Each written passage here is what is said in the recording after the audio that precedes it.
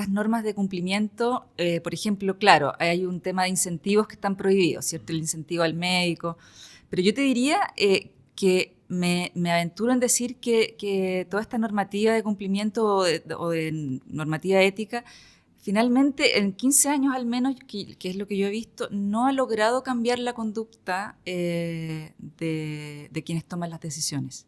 Y creo que ahí las empresas tienen una tremenda oportunidad de mejora para cambiar esa visión, ¿cierto? Están todos estos temas de las teorías conspirativas de que la industria farmacéutica descubrió la cura al cáncer, pero que no lo dicen porque lucran con los medicamentos. Es absolutamente necesario y vaya que tienen la oportunidad de que la sociedad lo perciba como una industria que te cuida, que te protege. Bueno, obviamente son negocios y lucran, ¿cierto? Entonces muchas veces estas dos áreas, o sea, el querer el bien común y el querer que sea lo más rentable posible, muchas veces están en pugna.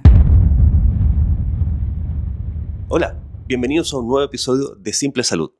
En esta oportunidad tenemos una gran conversación respecto del compliance o la conducta corporativa de las empresas.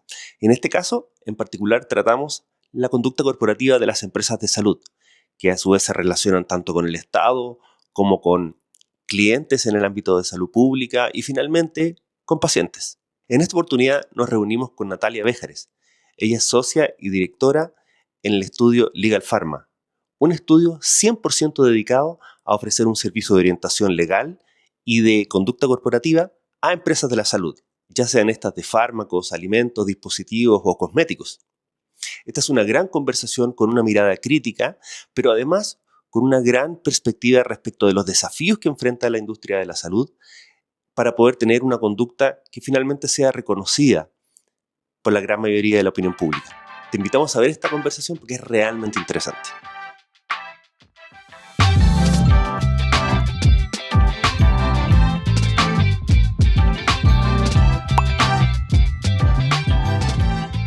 Natalia, muchas gracias por acompañarnos en Simple Salud. Bienvenida al canal. Gracias por invitarme.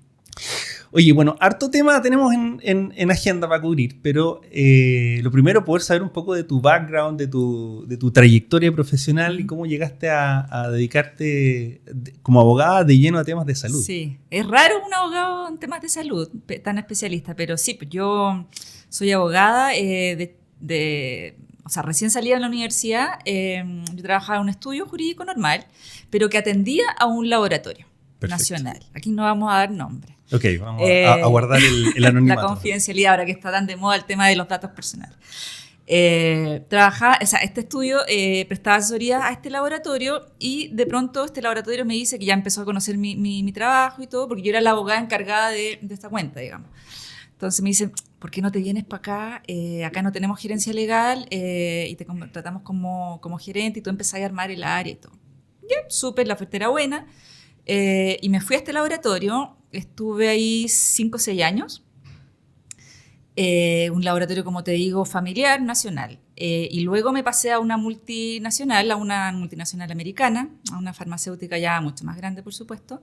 También en el departamento legal, por cierto. Y de pronto dije, ¿qué pasa si yo hago esto mismo, pero en vez de para un jefe? Para varios jefes. Para varios clientes. Y conversando con una amiga que también es abogada, también especialista en temas pharma, dijimos, ya, pues. Entonces, la idea, en un principio, bueno, y hasta ahora también, es convertirnos en una gerencia legal externa de laboratorios o empresas relacionadas de alguna u otra forma con el rubro de la salud, que no tengan esta asesoría. ¿Por qué? Porque identificamos también que debajo de estas multinacionales, por supuesto que tienen ejércitos de abogados, estas empresas grandes, pero debajo hay un segmento que está, no sé si decir mal atendido, pero está atendido ¿por quién? Por el abogado de la familia, que es, ponte tú, claro, laboralista.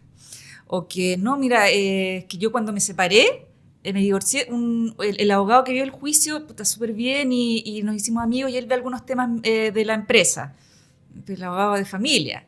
Entonces, hay un segmento que está abajo de las grandes empresas que no tiene asesoría especializada, ¿cachai? Y nosotros atendemos básicamente a ese segmento. La oficina está integrada por abogados y químicos farmacéuticos. Yo diría que me aventuraría a decir que somos el único estudio que integra solamente abogados y químicos. O sea, es una mirada súper aguda de lo que es regulación y, digamos, como conducta corporativa en el ámbito de salud. Así es. Y ya llevamos, ¿cuánto? Como LinkedIn nos recordó que llevamos 8 años. Feliz cumpleaños. Sí, esta semana, gracias. De la oficina cumple 8 años. Tenemos el 100% de nuestros clientes son, como te digo, empresas relacionadas de alguna u otra forma, salud, veterinaria, alimentos, pero mayoritariamente farmacia, o sea, rubro farmacéutico, y súper felices, la verdad, nos ha ido muy bien. La premisa, la hipótesis que teníamos de este segmento que estaba era correcta. un poco dejado o sea, sin asesoría especializada, la verdad que era correcta, ¿ya? Y nos ha ido súper bien, estamos súper contentos. Y eso había sido un desafío también porque, como te comentaba antes de empezar este capítulo, que a uno como abogado en la escuela de Derecho no te enseñan absolutamente nada del derecho sanitario farmacéutico. Claro. Entonces hay un montón de conceptos que yo he tenido que aprender, relacionarme con químicos farmacéuticos que en mi vida hubiese pensado de estudiante que iba a terminar en esto. Pero ha sido muy gratificante, muy, muy entretenido. El rubro farmacéutico es muy entretenido, daba mucho. Sí, bueno, a mí un poco por una ruta completamente distinta, pero también me pasó, yo no tengo formación de salud y por lo tanto ha sido mucho de... El periodo que trabajé dentro de la industria fue un periodo de aprendizaje profundo y de estudiar y certificar, o sea, no certificar oficialmente, pero sí como mantener un training de estudio y de capacitación en temas de salud. Porque finalmente ese es la cancha en la que uno se empieza a desarrollar con profesionales de salud. Entonces hay que tener un cierto nivel de dominio. Así es. Oye, bueno, entonces así nace Legal Pharma. Así es. Que es el nombre del estudio. Así es. Oye, hay un aspecto que para mí es muy interesante. Yo también hace hartos años más atrás, pero yo partí trabajando en el mundo de consumo masivo. ¿Ya? Pero también de producto controversial. Yo estaba metido en la industria del tabaco. ¿Ya? Y a pesar de que los productos son completamente distintos, el contexto en el ámbito comercial tiene bastantes similitudes porque... Es un producto controversial, tienes temas de libre competencia, hay temas de precio. Mercado regulado. Mercado regulado. O sea, los canales de distribución son digamos, súper específicos. En el caso de cigarrillos, a mí me tocó la implementación de la ley del tabaco. Entonces, era literalmente caminar con unos metros, midiendo desde los colegios los 100 metros. O sea, todo eso me tocó. Y el cambio en la rotulación, todo. Eran distintos plazos. No podía hacer publicidad. Exacto. Entonces tiene hartas similitudes y creo que el elemento de conducta corporativa pasa de ser importante a ser, o sea, urgente en el día a día y como que hay que tener mucha rigurosidad. ¿Cómo es el mundo como de la conducta corporativa por un lado la ley sanitaria, pero por otro lado también las autorregulaciones de las empresas? ¿Cómo es el marco? ¿Cómo ha ido evolucionando en realidad? Sí, te entiendo. O sea, efectivamente, el mundo farmacéutico es absolutamente regulado, muy, muy regulado. Ahora, desde que yo estoy en esto, que ya son como 15, 16 años, he sido testigo de cómo ha ido evolucionando y cómo ha ido cambiando todo esto. He pasado por el tema de... Yo me acuerdo, llegué al tema farma, el tema de la colusión de las farmacias, pasando después por los procesos de bioequivalencia, que no había bioequivalencia en Chile hasta ese momento, y así un montón de temas hasta ahora. Y en el tema de cumplimiento, de compliance, yo creo que todavía estamos al debe en el cumplimiento normativo y en el cumplimiento, o sea, más allá del cumplimiento normativo en las grandes empresas farmacéuticas, lo que es la validación de la sociedad con respecto a la industria. Desde el punto de vista de reputación. De la reputación, exactamente. Creo que ahí hay una brecha importante.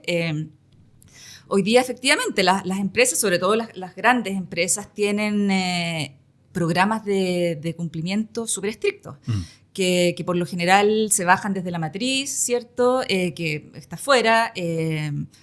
Y acá se aterriza un poco con la normativa local también. Hay departamentos completos de compliance con un oficial de cumplimiento, etcétera, etcétera. Pero, mira, yo hice un diplomado de la Católica en compliance hace, no sé, el 2010. 15 años ya. Y tú me preguntáis, ¿tú crees que el compliance o toda esta normativa de cumplimiento normativo finalmente ha cambiado la conducta? Porque al final a eso apunta. Claro. ¿O no? Sí, absolutamente. No sé, ¿qué dirías tú? Yo no estaría tan segura. Yo creo que sí. Por ejemplo, a mí me tocó, sí, cambios drásticos de lo que era la herramienta de, por ejemplo, de lanzamiento de productos al mercado.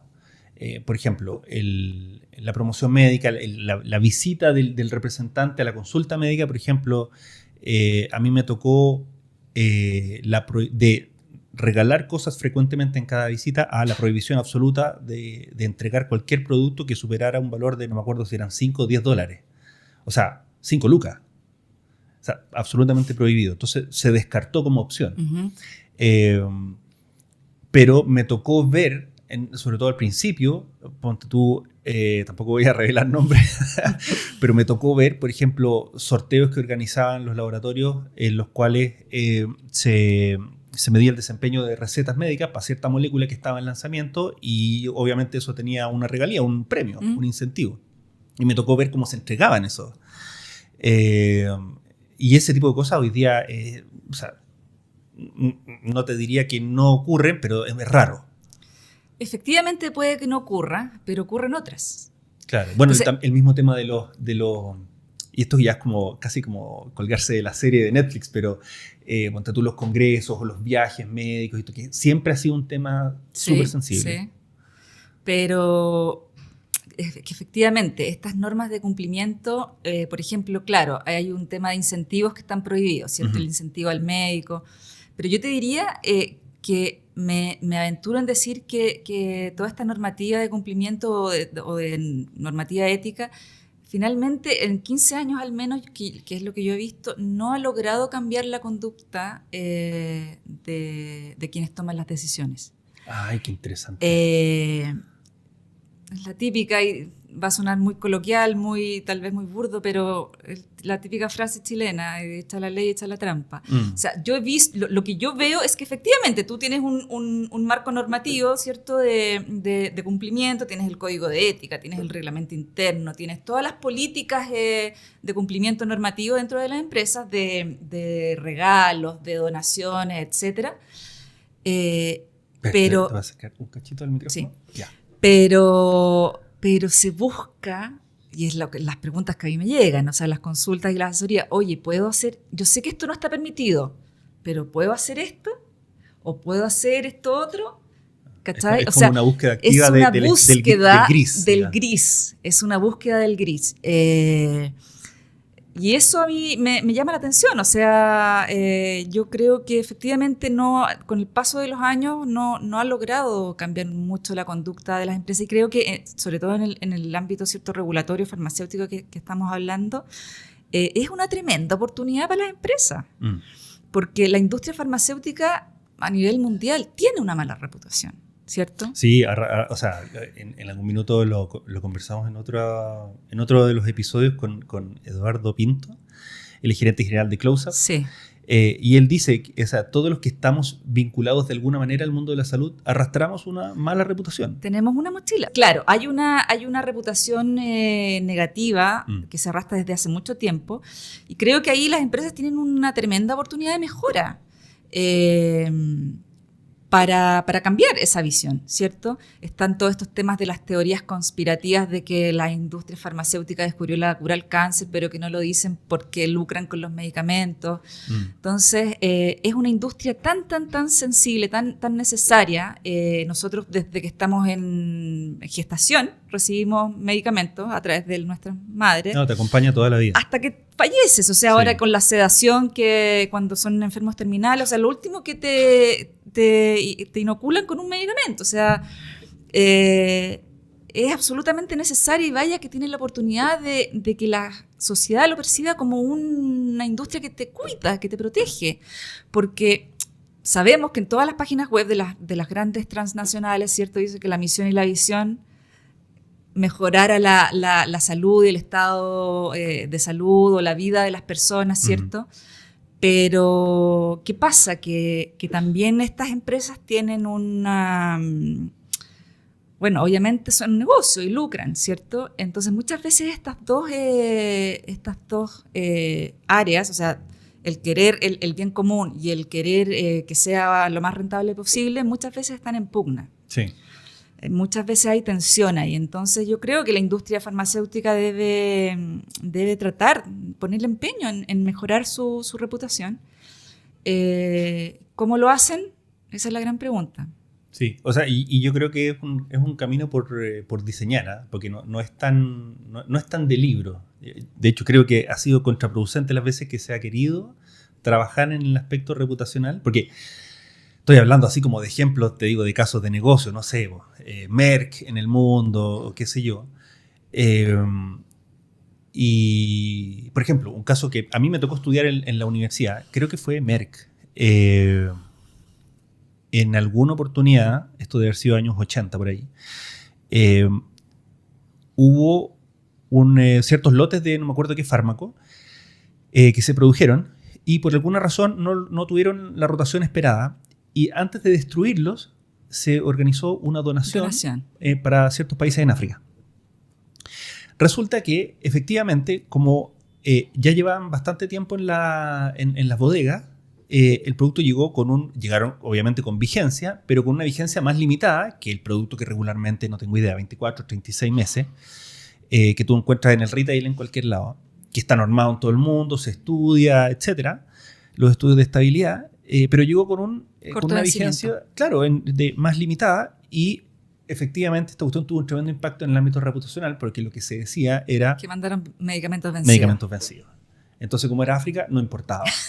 ¿Cachai? Entonces, claro, la fragilidad de la situación es tal que yo vivo pensando en que la gente no quiere hacer el mal, pero a veces las interacciones de las situaciones terminan produciendo situaciones que dañan a algunas personas. ¿Cachai? No, yo no soy de las teorías conspirativas, pero a veces cuando este equilibrio es tan frágil, es muy fácil que se distorsione o que el resultado, para no poner, digamos, voluntad de nadie, que el resultado termine siendo contraproducente para quienes hacen estas actividades. Entonces, y ahora sí voy al caso local, una situación parecida a mí me pasó en alguno de los trabajos que yo tuve en laboratorios farmacéuticos donde efectivamente pasa un tiempo el producto en bodega, las cadenas con menos de 12 meses de vigencia no te reciben el producto y tú decís, bueno, igual me quedan 11 meses de vigencia del producto. ¿Sabéis qué? Es mejor destruirlo que donarlo. Por todo el papeleo, el trámite administrativo, etcétera, el registro que hay que hacer, comités de ética, o sea, de verdad es cuesta arriba. Y termina siendo un efecto que tú decís, bueno, este tipo de cosas también pegan por el lado reputacional. Y en las grandes empresas la reputación es sensible, o sea, afecta directamente al valor de la acción. O sea, mira, yo una vez, una anécdota, era bien chica, tenía como 25 años, estaba recién partiendo en esto y me llamaron de una empresa, que aquí no vamos a decir nombre, una multinacional farmacéutica, estaban buscando un cargo para el departamento legal y me dice, mira, Chile para la matriz, no, o sea, créeme que no, estaba enfocada a compliance este cargo. Entonces me dice, no, a la matriz no le importa si acá perdemos $100,000 o ganamos $200,000. Pero acá la reputación es priceless. Si hay un caso acá muy bullado de algún condoro que nos mandamos, eso va a afectar el valor de la acción. Y ahí sí que olvídate. Entonces era como el fundamento del cargo que estaban buscando. Claro. Efectivamente. No... Chile es un mercado muy, muy, muy pequeño, o sea, no llega al 1% en la compraventa de medicamentos a nivel mundial. En esa conversación de que tuvimos con Eduardo Pinto, él decía que era el 0,02% de la venta mundial. Nada. O sea, entonces no mueve la aguja. Claro. Pero sí hay otros temas que no son financieros y que afectan. Claro. Como la reputación. Como la reputación, sí. Bueno, entonces, efectivamente, ocurre sensibilidad particular del mundo de la salud por la conducta corporativa. Así es. Entonces tú me decís que desde tu óptica, en general, como que grandes cambios trascendentales no ha Desde mi habido. óptica, efectivamente, lo que yo veo es que las empresas, los ejecutivos de las empresas tratan de cumplir con la normativa, porque básicamente es un tema contractual, ¿cierto? Tratan de portarse más o menos bien, pero una real conducta de que de verdad tú dices, esta empresa cambió su conducta, ahora es distinta, ahora es más ética, ahora tienen otro nivel de cumplimiento. Yo no lo veo así. Yo veo que las empresas, su máximo estándar es cumplir con la normativa.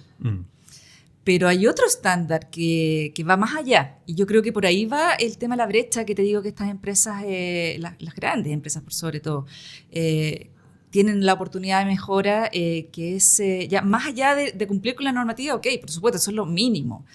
Pero hay algo que va más allá, que es la sensibilización de la comunidad, la valoración que tiene la comunidad de la empresa.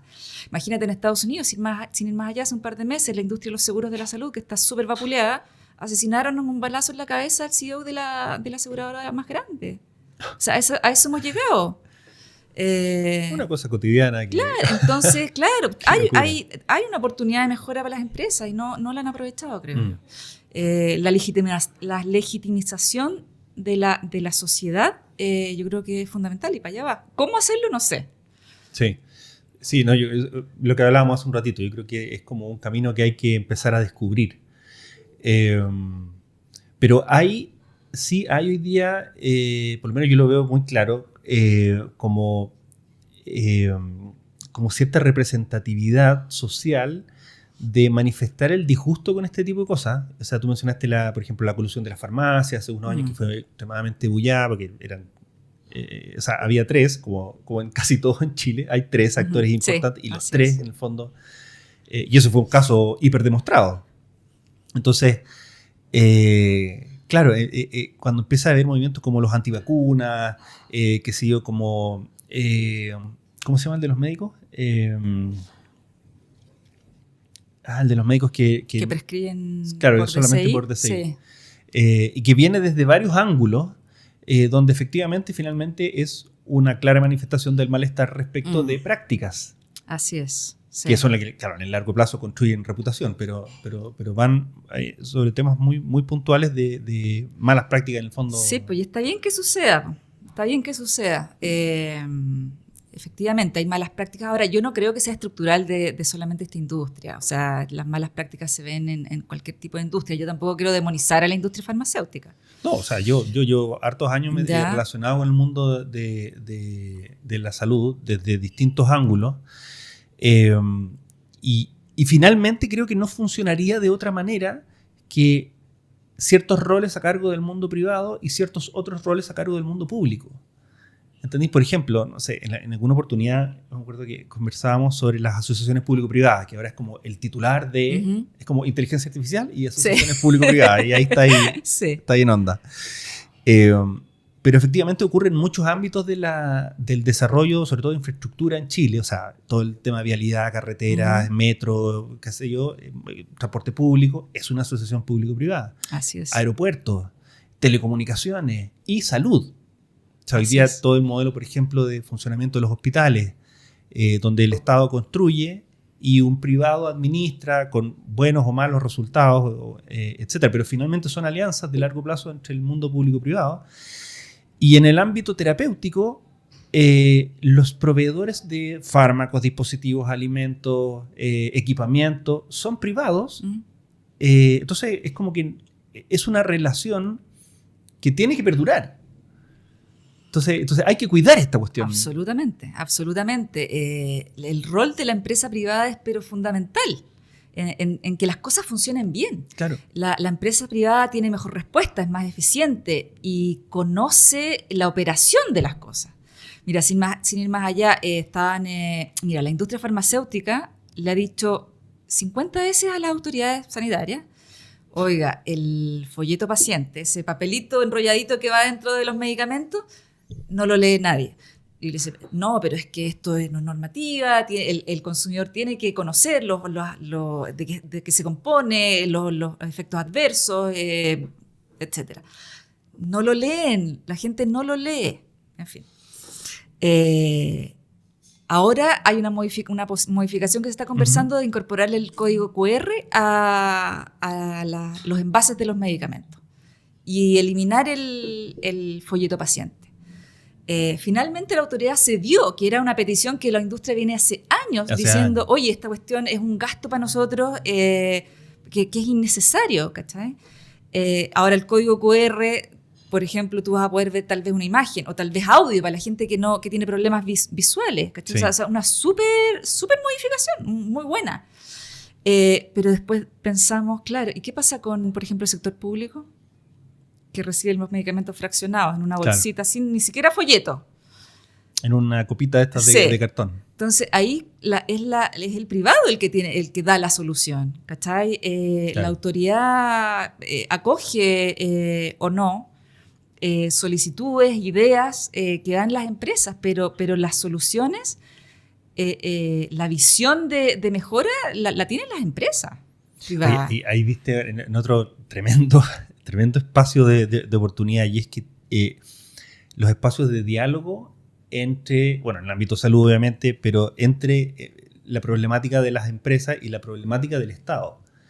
Y esa cuestión parece de verdad ser un desafío como casi imposible de remontar. Es como que sí, la disposición de contacto entre ambas partes varía con el gobierno de turno, o con el ministro de turno. Así es. Obviamente de repente hay catástrofes naturales, qué sé yo, un terremoto, un aluvión, y como que se rompen las mesas de diálogo o se postergan, etcétera. Pareciera ser una cuestión de verdad muy difícil. Sí, y pareciera ser que se ve como una pugna siempre, que Estado y privado son una pugna, o sea, están en pugna, o son dos caras de la moneda, pero no, pues tiene que, o sea, la alianza público-privada es fundamental.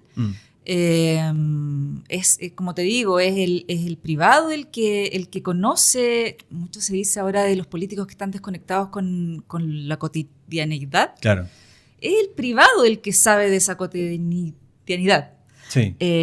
Sin ir más allá, hoy antes de venir para acá estaba viendo una sesión del Senado de una comisión. Y estaba invitada la directora del ISP y estaban hablando del precio de los medicamentos, que también es otro mundo.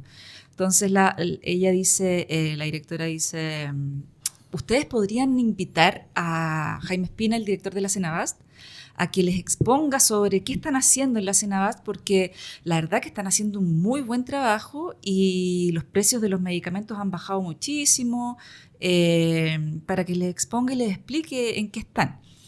Y sale la senadora Campillay, no sé si es su tono o estaba derechamente molesta, y le dice, yo vivo en una población y me atiendo en el consultorio, y le quiero decir que en los consultorios no hay medicamentos, porque las municipalidades tienen un hoyo gigante, no pagan las deudas a los proveedores farmacéuticos, por lo tanto yo esto se lo estoy diciendo con base.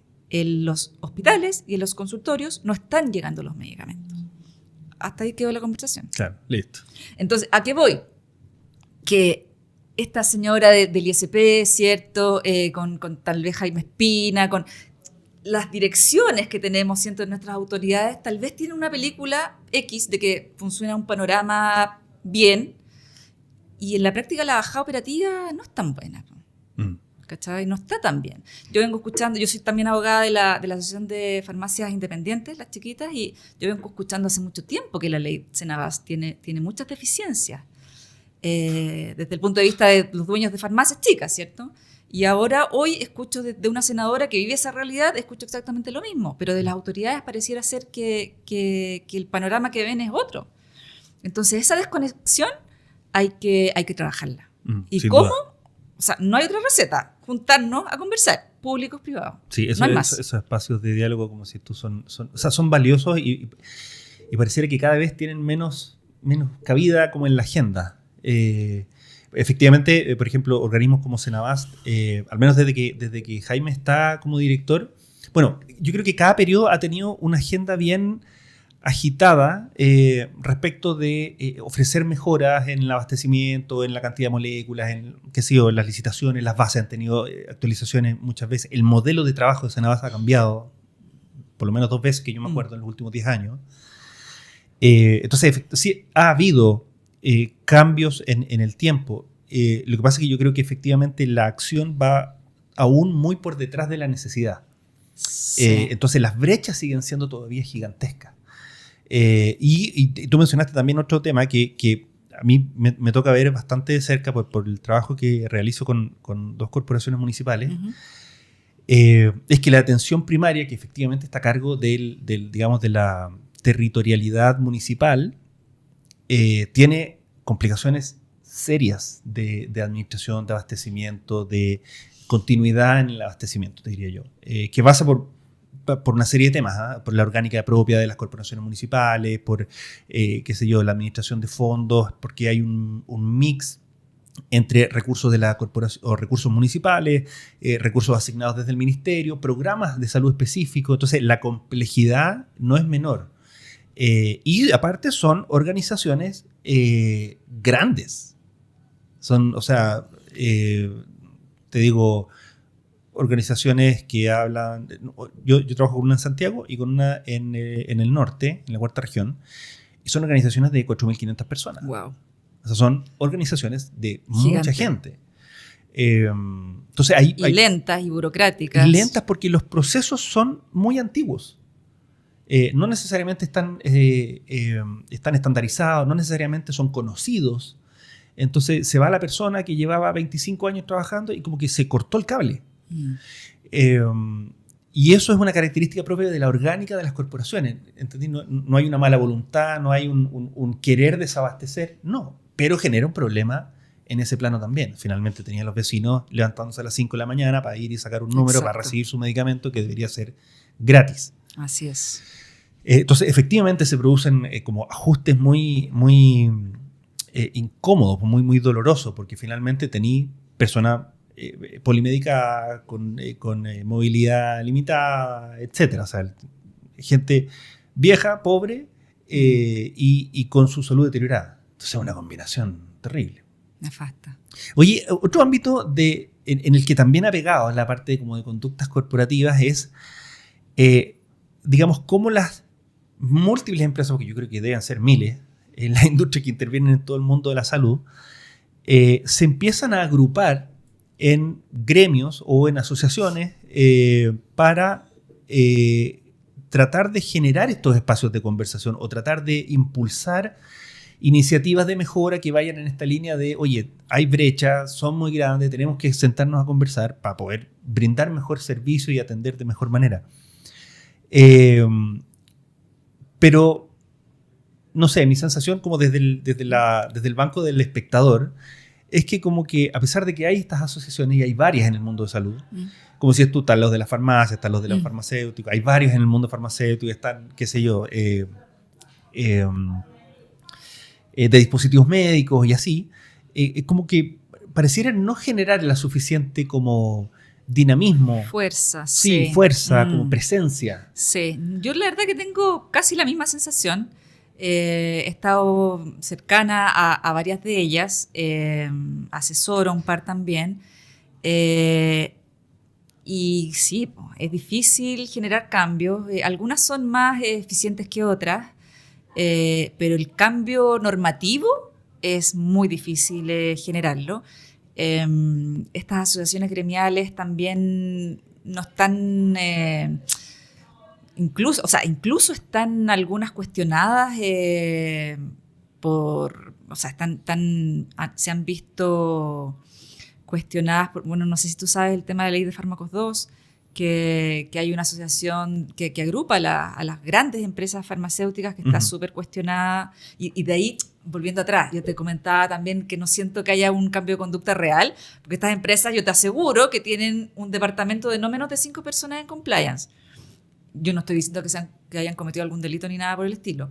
Pero sí, igualmente se ven cuestionadas, hay unos pagos extraños, ¿me entiendes? Entonces, y así lograron que esta ley o sea, no es que lograron, pero esta ley se vio súper afectada y ahora, al parecer, no sé, no hay voluntad política para sacar ni siquiera el proyecto adelante. Bueno.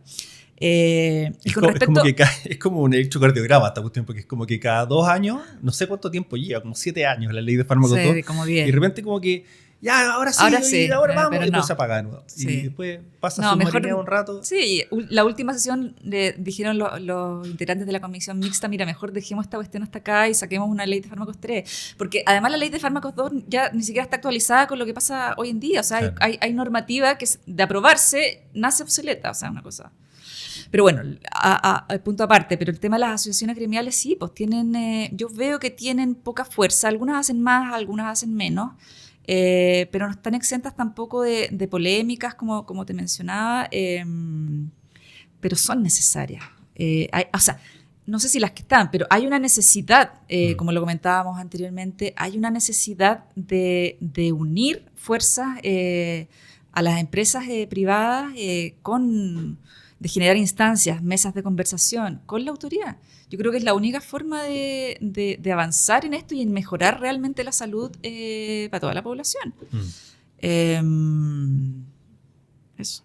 Sí, a mí me llama la atención cómo hay, por ejemplo, inclusive en Chile, experiencias de asociaciones gremiales que efectivamente son un referente en cómo se mueve ese sector de la economía.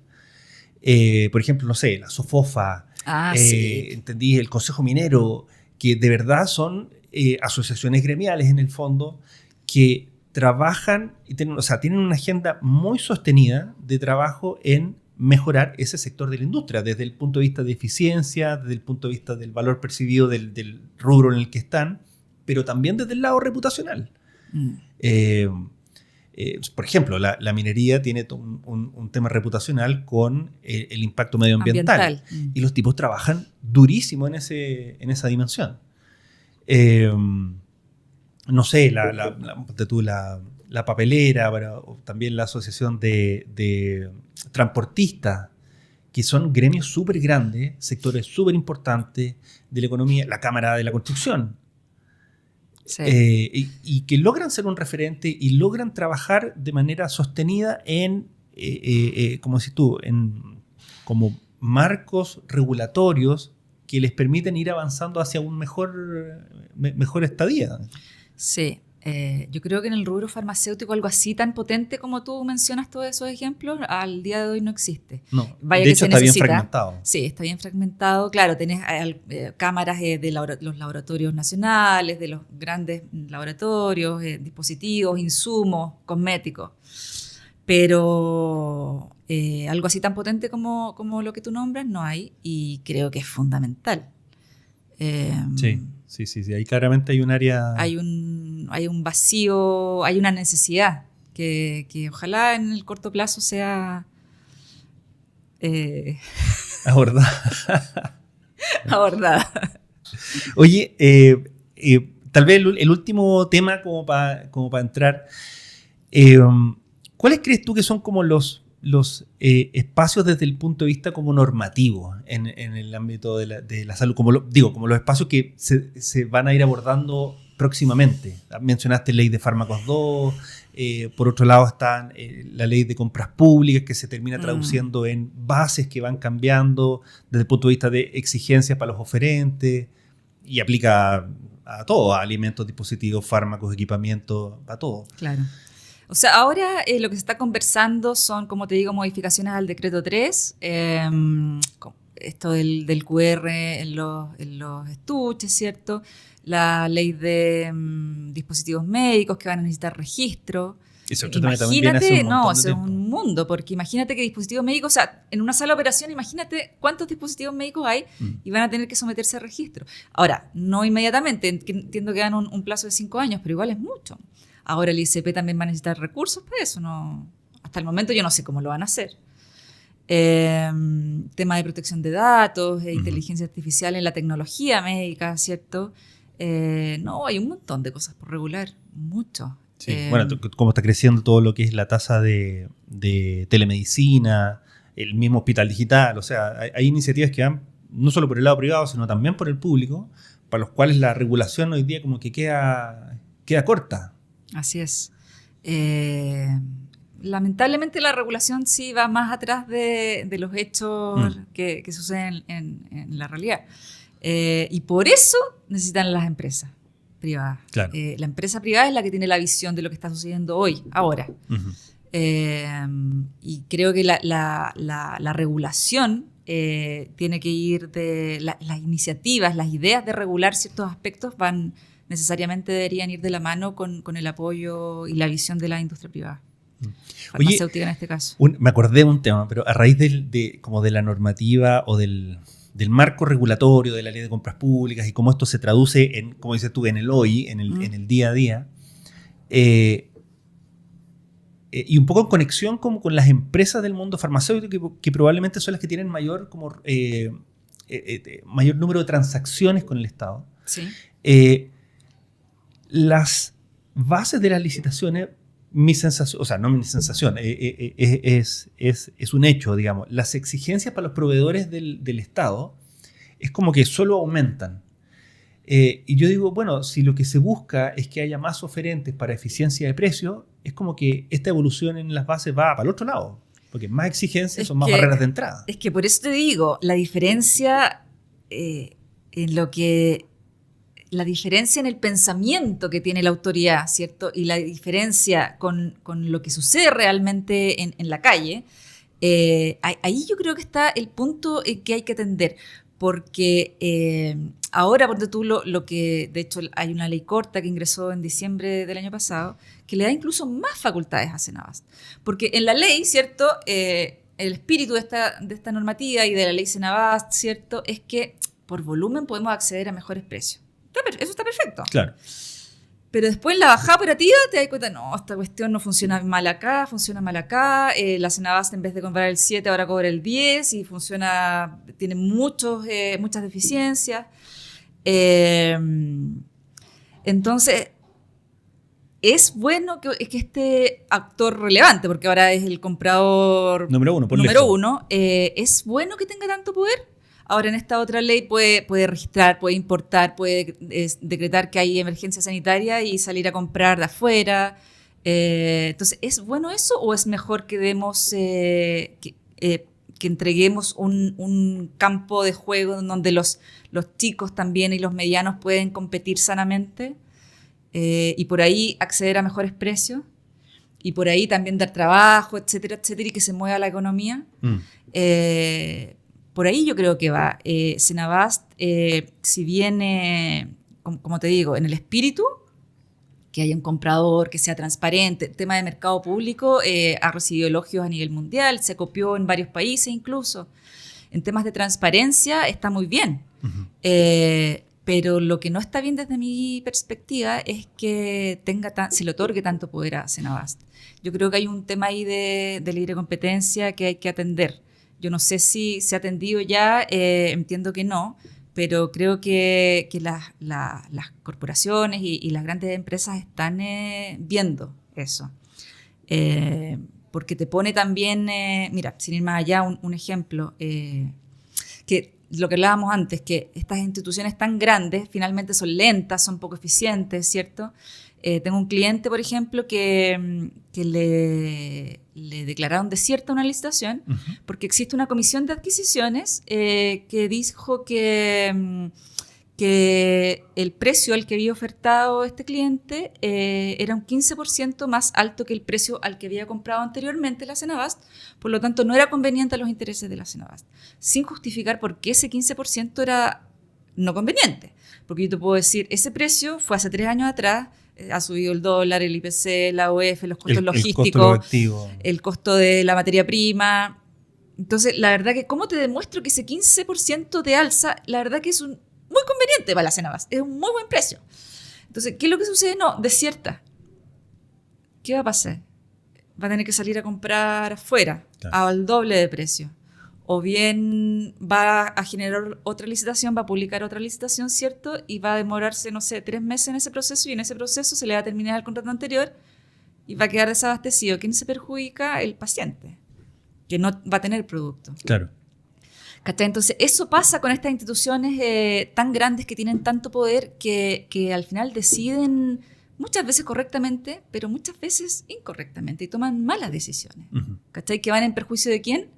Del paciente. Si aquí estamos hablando de un rol muy importante, o sea, no son zapatos los que estamos comprando. O sea, finalmente, claro, el coletazo, por decirlo el coletazo de alguna manera, final es pega al paciente, y lamentablemente al paciente, en este caso, que se atiende en el sistema público. Claro.